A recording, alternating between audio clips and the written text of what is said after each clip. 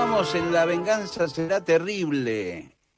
Podés encontrarnos en redes sociales como La Venganza Radio, también en Facebook y en Twitter, o si no, podés mandar mensajes de texto al WhatsApp, 116-585-5580. Vamos a contar esta noche la historia de un tipo que se hizo detective y quizás fue el más famoso de los detectives existentes, no ya de los detectives de ficción, ¿no? Es Alan Pinkerton. Pinkerton nació el 25 de agosto de 1819, era escocés de Glasgow. Datos biográficos de infancia que den cuenta nos sugieran, ¿no? Lo que fue después, ninguno. Porque veo que siempre aparece, qué sé yo, que cuando era chico le gustaba jugar con una trompeta o con todo lo que agarraba se lo ponía en la boca, después fue trompetista, el otro, qué sé yo, siempre, no hacía ninguna investigación cuando era niño. Bien, a los 16 años le sucedió que su papá, que trabajaba como vigilante, bueno, entonces sí, hay un dato que sugiere lo que va a ser. Claro. Si el viejo era vigilante y él fue detective, está clara la conexión. Sí, señor, claro. Bueno, pero el papá fue asesinado en medio de un disturbio en la plaza de la ciudad. El chico tuvo que dejar la escuela y empezó a trabajar de cualquier cosa. Además de trabajar, Pinkerton dedicaba su tiempo al cartismo, que luchaba por la reivindicación obrera y su reconocimiento en tiempos de la Revolución Industrial. Entre otras cosas, el cartismo pedía la participación de los obreros en el Parlamento mediante la abolición del requisito de propiedad para poder hacerlo. Respuesta: el gobierno británico reprimió y persiguió al cartismo brutalmente. El poder dado a quien no fuera propietario era impensable. Entonces Alan Pinkerton se exilió en los Estados Unidos. Era 1842, tenía 23 años, llegó a Detroit, Michigan, y no tenía un guita. Poco después se mudó a Chicago, más precisamente a un pueblo a unos 100 kilómetros. Ah, bueno, entonces menos precisamente. Sí, claro, casi estaba en otro estado. Y sí, porque además es un estado muy pequeño, el estado de Illinois. Claro. Del cual Chicago es la ciudad más importante, pero no su capital. Ah, mire usted. No, la capital justamente es Springfield, una de las tantas ciudades llamadas Springfield, en una de las cuales viven los Simpson, como todo el mundo sabe. Bueno, este pueblo a 100 kilómetros de Chicago se llamaba Dundee Township, en el río Fox. Allí se construyó una cabaña y empezó a trabajar como fabricante de barriles, oficio en el que llegó a ser uno de los mejores. Bueno, muy parece bien. que este tipo siempre es el mejor en todo. Sí. O alcahueteando o fabricando barriles. barriles, lo mismo. En 1844 trabajó para los líderes abolicionistas de Chicago y su casa fue una parada de lo que se conoció metafóricamente como ferrocarril subterráneo. Eran, como hemos contado aquí, recorridos específicos con postas y refugios secretos para huir de regiones esclavistas hacia regiones abolicionistas. Sí. Lo hemos contado otra vez aquí. Hemos hablado de eso y hemos hablado de un libro de Paul Johnson en donde el ferrocarril subterráneo estaba mencionado por un error del traductor o de algún escritor fantasma de Paul Johnson. Hablaba de ferrocarril subterráneo como si fuera realmente un ferrocarril subterráneo. En una época en que apenas si había ferrocarriles. Claro. Utilizaba la palabra underground, ¿no? Claro. Alguien se confundió allí. Como decir subte. Habían construido, dijeron, un ferrocarril subterráneo para que los esclavos que querían huir del sur pudieran pasar al norte. Bueno. Un día, como se dijo, caminaba este muchacho por el bosque en busca de madera para los barriles. Se encontró con una banda de delincuentes. Delincuentes que eran muy buscados por las autoridades desde hacía mucho tiempo. Después de observar sus movimientos, Pinkerton se hizo buche y quiero decir que los denunció ante el sheriff. Los tipos fueron encarcelados. Gracias a eso, lo tomaron como investigador y fue bueno. Y pronto lo nombraron sheriff. Hay que decir que eran tiempos donde se volvía sheriff más o menos cualquiera, porque había que consolidar la ley y la presencia del Estado a todo galope, en un momento en que los Estados Unidos se iban expandiendo y como sabemos todos los que hemos visto películas de cowboys, De cowboy. Sí. claro, ya nombraban sheriff o algo así a cualquiera. Y por ahí el sheriff se sacaba la estrella y se la daba a un tipo que había llegado al pueblo. Había llegado, sí, que por ahí era un malandra también. Sí, Pinkerton se transformó en un investigador infalible y siguió ascendiendo. En 1849 fue designado como el primer detective de Chicago. Pronto sus servicios fueron requeridos por las compañías ferroviarias. Había que defender esa expansión hacia el medio oeste. Entre esas compañías se destacaba la de Rock Island y el Ferrocarril Central de Illinois. Como había investigado muy bien los robos en los trenes de esta empresa, se ganó la confianza de su presidente, George McClellan, y del abogado de esa empresa, era Abraham Lincoln. McClellan me parece que fue, si es que se trata de este McClellan, general de Lincoln en la Guerra de Secesión, era muy famoso por su indecisión. Ah, ¿sí? Porque... Dijo, uno de los peores generales que tuvo Lincoln en la guerra. Si es que es este, ¿no? Un día Alan se dio cuenta de que ya tenía muchos contactos como para empezar a trabajar por su cuenta, a abrir su propia agencia y ganar más dinero. Así que renunció a la ciudad, a la policía, colgó una teja sobre la puerta en un local en el centro de Chicago y anunció sus servicios en periódicos de todo el país. Me parece que tenían un logotipo con un ojo, creo. Ah, mire usted. Sí, sí. Está buena Nació la idea. así en la década de 1850 la Agencia Nacional de Detectives Pinkerton, que tenía, mirá, qué bien, sí, justamente dice lo que acabo de decir yo. Tenía como insignia un ojo abierto de par en par con el lema "Nunca dormimos". Alan empezó a ser conocido en todo el país como el Ojo de América y desarrolló varias técnicas de investigación. Parece que era especialista en la creación de personajes para infiltrar organizaciones. Bueno, una porquería. Sí, sí. Una porquería. Cuando estalló la Guerra de Secesión, sirvió como jefe del Servicio de Inteligencia de la Unión, o sea, los del norte, frustró una presunta conspiración de asesinato contra el ya presidente Abraham Lincoln en Baltimore, Maryland. Fue nombrado héroe nacional, pero extrañamente Lincoln decidió reemplazarlo, algo que paradójicamente engrandeció aún más a Pinkerton, porque, bueno, después Lincoln fue asesinado, imagínense. Todo el país dijo que esto no hubiera pasado si Pinkerton hubiera estado al servicio de Lincoln ese fatídico 15 de abril de 1865. Su fama creció más, sus contrataciones se multiplicaron, y en las décadas siguientes expandió sus servicios al mundo empresarial. Su agencia se convirtió en el ícono de la investigación. Tenía éxito, prestigio, millones de dólares.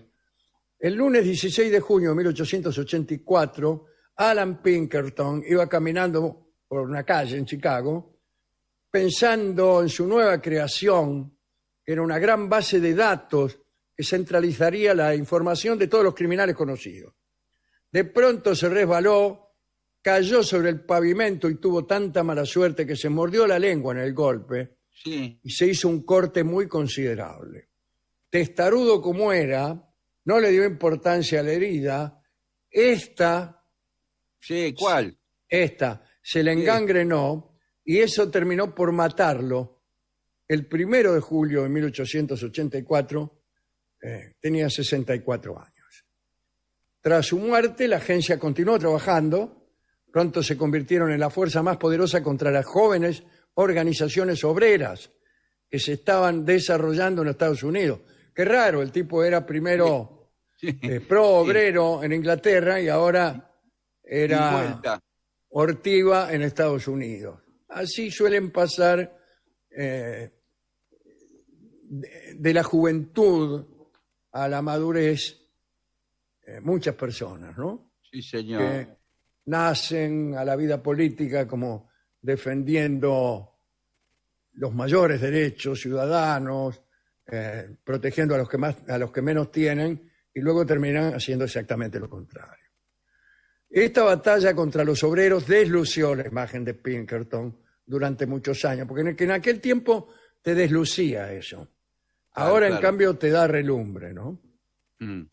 Es decir, las consideraciones morales respecto a las posturas políticas han cambiado mucho. Sí. Han cambiado mucho. A pesar de que sus miembros siempre siguieron las estrictas normas morales establecidas por su fundador, la verdad es que se llegó a denunciar que no eran más que el brazo armado de los grandes empresarios. De la investigación pasaron a proteger a los trabajadores contratados en sustitución de los huelguistas, a los carneros, digamos. Sí, claro, claro. Protección de carneros. Y también para proteger las propiedades de grandes industriales como Andrew Carnegie, ¿no? Tenemos que hablar de Andrew Carnegie, que estamos juntando material para hablar de él. Sí, ¿qué industria tenía? Tenía un montón de industrias, pero era un capitalista de finales del siglo XIX, principios del XX, que tenía un sentido humanista que las grandes corporaciones de hoy han perdido. Y entonces, por ejemplo, llegó a regalar, ponele, te digo un número cualquiera, pero parecido a este, 5.000 órganos, porque no quería que las iglesias donde iba la gente a rezar no tuvieran cada una su órgano. Y así como por ahí hoy algunos regalan computadoras, ¿no? En aquellos tiempos más religiosos, donde la iglesia por ahí estaba más cerca de la gente, Carnegie regalaba órganos, pero tenía un fuerte sentido humanístico de ayuda al prójimo. Ya vamos a hablar de él. Bueno. Yo estuve a punto, ¿sabes, Gil? El otro día cuando estuvimos con el presidente, él citó a Ford, y yo tenía ganas de citarle a Carnegie, pero me pareció que uno no tiene que ir ahí a hacerse el sabiondo, ¿no? Qué sé yo, la verdad es que no tenía mucho material para hablar tampoco, pero pensé en este tipo, Andrew Carnegie. Bueno, por los conflictos de la agencia Pinkerton con los sindicatos, la palabra Pinkerton quedó en el vocabulario de los movimientos obreros anglosajones como una forma despectiva de llamar a los empleados que apoyan a los empresarios, los ortiva. Sí, señor. Yo podría dar un nombre aquí. No. No, porque no está presente hoy. No, porque no lo nombro porque no está presente, pero es un Pinkerton. Sí. Bueno, un último detalle. La agencia Pinkerton editó muchas novelas detectivescas populares, policiales, que supuestamente eran hechos reales que les había tocado investigar. Algunas fueron publicadas después de la muerte de Alan Pinkerton, que igual, digamos que Alan Pinkerton lleva muerto casi media charla. Señor, sí, se murió casi al principio. Se murió antes de que la agencia empezara a hacerse tan hortiva. Bueno, muchos decían que eran para promover a la agencia y que de literatura tenían muy poco. Yo no recuerdo ese dato, ¿eh? Borges, en la introducción de la literatura norteamericana, nombra a un tipo que aprendió a investigar y escribir en la agencia. Este dato no lo sabía yo. Fue nada menos. Estoy leyendo este informe. Sí, sí. Se dará cuenta usted por primera vez. Sí, por primera vez, sí. Entonces lo recibo con dichoso asombro. Sí. Es decir, me asombro de cosas tanto como espero que se asombre la gente. El escritor que le nombro es Dashiell Hammett, que murió en 1961 y famosamente fue el autor del Halcón Maltés. Sí, señor. Usted sabe que Sasturain escribió un libro. Lo iba a nombrar a Sasturain, claro. Sí, justamente dedicado a Hammett. Cuéntelo. Yo escribió, ahora no recuerdo, en el título está el nombre, además. Sí. Ella. El detective de Hammett era Spade, ¿no? Uh-huh. Bueno. Borges cuenta que el hombre fue vendedor de diarios, mensajero, estibador, agente de publicidad y durante 7 años detective en la famosa agencia Pinkerton. Lo que iba a decir yo de Juan, que Juan ha escrito mucho acerca de esto y tiene una cultura acerca del género policial y especialmente lo que se llama la serie negra. Sí, que es un policial un poco más psicológico, ¿no? No, diría yo más violento. Claro. Más violento. También contiene elementos psicológicos, pero porque los héroes son atormentados, son tipos así, ¿no? Y las ciudades son decadentes, es un entorno pero agobiante, pasan ¿no? cosas muy violentas y muy duras, ¿no? En esa novela, en esa clase de novela. Escribió el Halcón Maltés, no Sasturain, sino Hammett, Cosecha Roja, la llave de vidrio, El hombre flaco, que era Spade, ¿no? O La maldición de los Dane. Estoy pensando cómo se llama el libro de Juan. Ahí la producción va a averiguarlo. Me parece que es la última novela de Sasturain. La novela de Sasturain es El último Hammett. El último Hammett. Y es una novela que publicó hace poco, de manera que...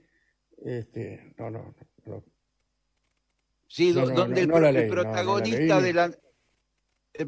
de la novela es Dashiell Hammett, que intenta escribir su última novela y, bueno, tiene una cantidad de múltiples obstáculos. Sasturain hace muchos años que tiene un montón de libros.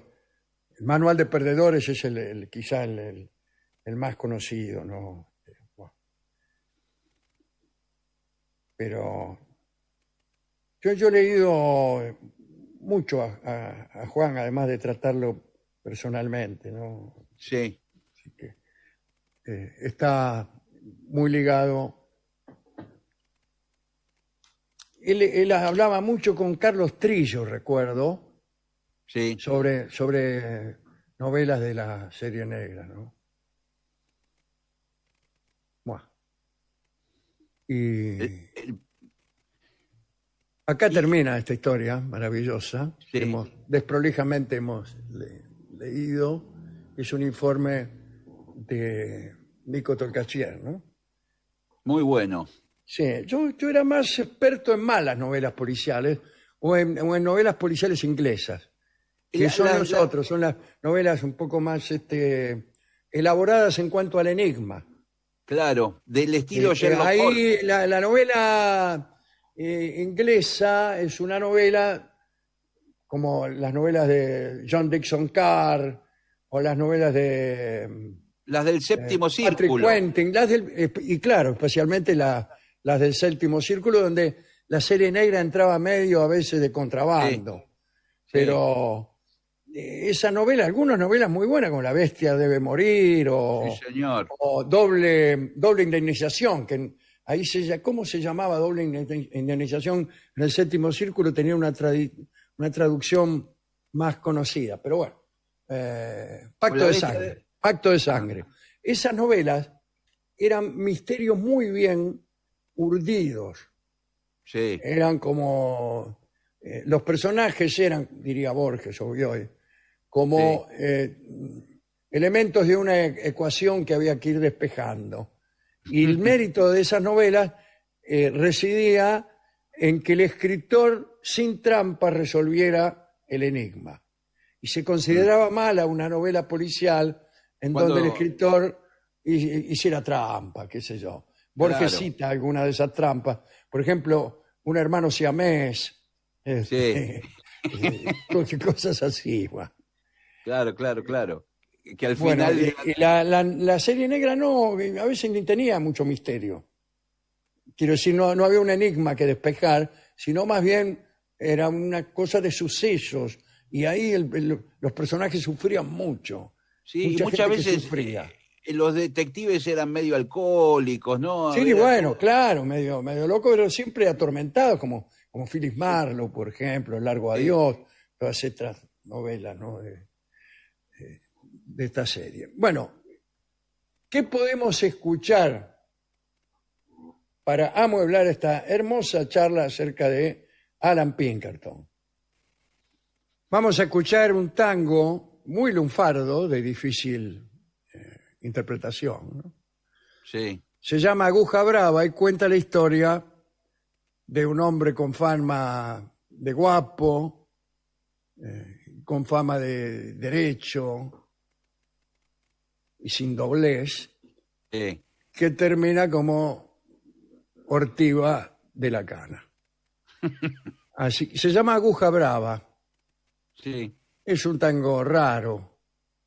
Es un tango raro. Lo canta Edmundo Rivero, de aquella colección tan áspera y tan extraordinaria que se llamaba El Lunfardo.